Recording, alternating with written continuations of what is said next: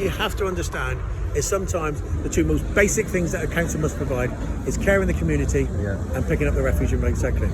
And when the time comes and you do have to take the council on, remember that power. That power is key. If you're united together, and these guys have been really solid, take the council on, because they will have to come back to you and talk to you. Use that power.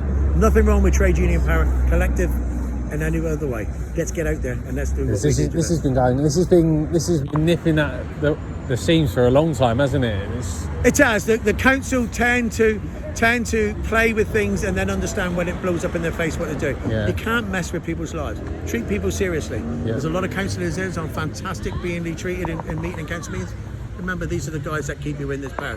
When the Green Council want to be voted back in, these are the guys that's going to either make that happen or make that stop. Because I heard of a story yesterday. I was speaking to one of the guys. I've heard of some horror stories. Some of the cases, some of the accidents are just getting swept under the carpet.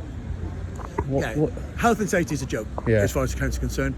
The vehicle in there, the fleet of vehicles, is antiquated. It is, and you can't bring any fleet into the streets of Brighton. Some of the streets of Brighton are so narrow or so dangerous they have to be treated.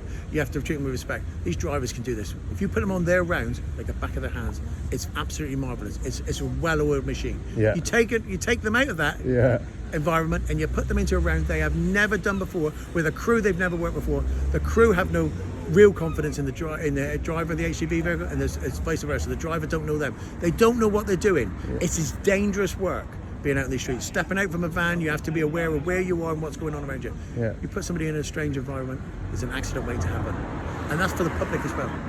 The public are in danger if we don't put out experienced crews. Who should be held accountable for this? Because I heard there was just two main guys, and then three other guys have come in and sort of ruffled the feathers even more. Is that true? Yeah, I mean, overall, the chief exec of this city is responsible. Jeff Raw, right? Now, this council continue to pay him a huge salary, 180,000 pounds a year. 200 grand, I heard. Is it 200 grand? He isn't worth 20 grand. Not worth 20 grand. He needs to actually start to act. The heads of department, again, they're what they are. They don't understand it. They're businessmen. They don't understand this. Overall, it's like nearly £2 million plus the collective salaries from the hierarchy up there. It's always going to be a lot more. And of course, those same people then tell us there's no money to increase salaries of the lowest paid. And some of these are the lowest paid. It's a joke because they've just put up the council tax and parking and everything's gone up recently. Do you know what I mean? By at least 25%. Do you know what I mean? I think Brighton parking is probably the dearest outside of London now, is it? Must be the dearest outside of London. It's a joke. Gives you an idea on where we're going with this, don't you? Yeah, exactly. Nice one, Gary. All right.